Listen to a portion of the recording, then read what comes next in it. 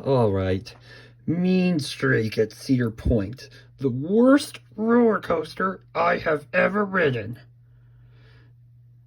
I mean, like, for one thing, it's loud, it's just boring. Like, look at this. It's all just a bunch of turns. Like, who would ever want to ride? Like, who would ever want to ride a roller coaster that consists of only turns?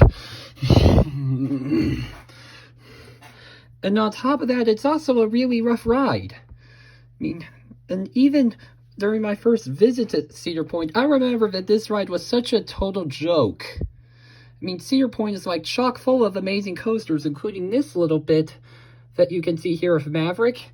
And Mean Streak is just sitting there in the back of the park, almost never getting a line.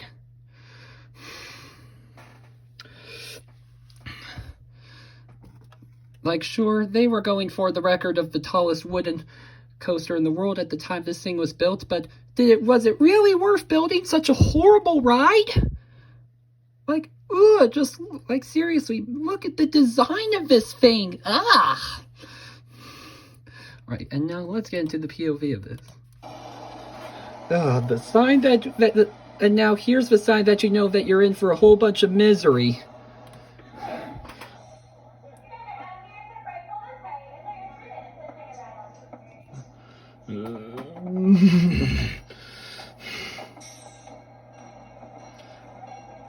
And almost no one waited for this line at all. Now there's a bit of a coaster that's actually good, Maverick.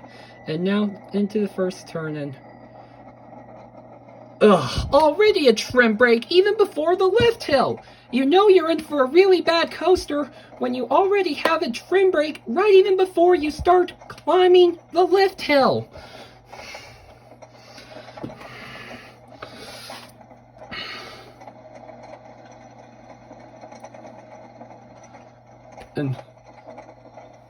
And this lift hill, this is probably just literally the best part of the whole ride. Why? Because you don't have to bang your head around on it. Yeah, not only is this ride just flat out boring, it also just whips your head around to like mush. Oh no. Come on, trim brakes on the first drop? You already know you're in for a terrible ride when there's trim brakes on the first drop. Like, ugh, this... Like, really? This is all the ride's layout? Really? Just a bunch of turns? No airtime. Nothing exciting. Like, sure, the views are great and all, and it's a long ride, but still, almost literally nothing to be excited for on this.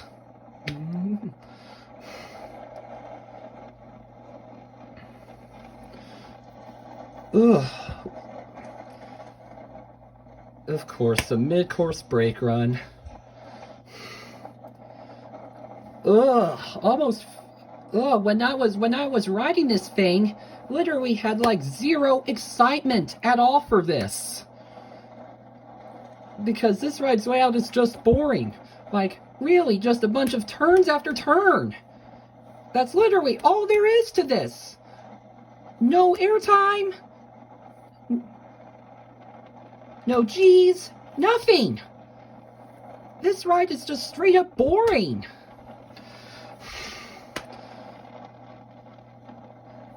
Even when I rode over these so-called airtime hills, I didn't get any airtime at all out of this thing.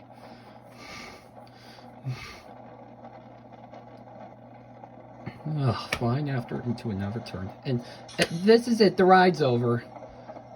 But, really? This kind of drop, that's part of the brake run?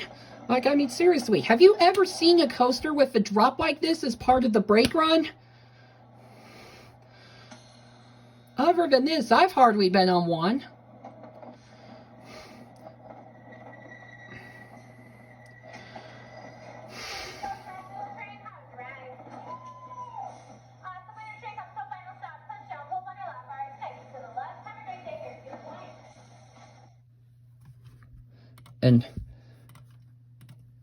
And not only does this ride pretty much smash your head, or not only does this ride boring and has like literally nothing to offer, it also just used to rattle your head around.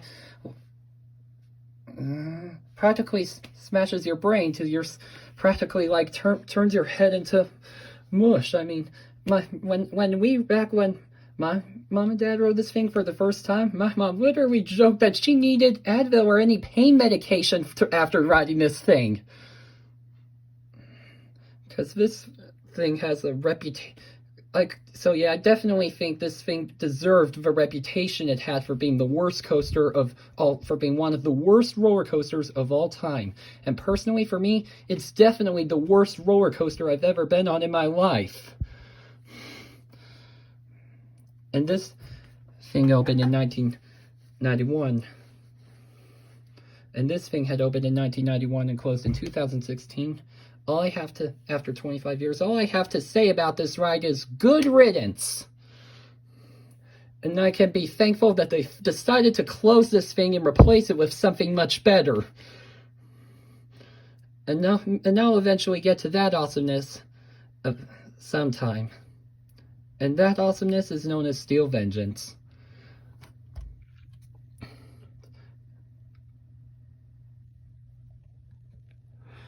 And this is Coaster Cade, out.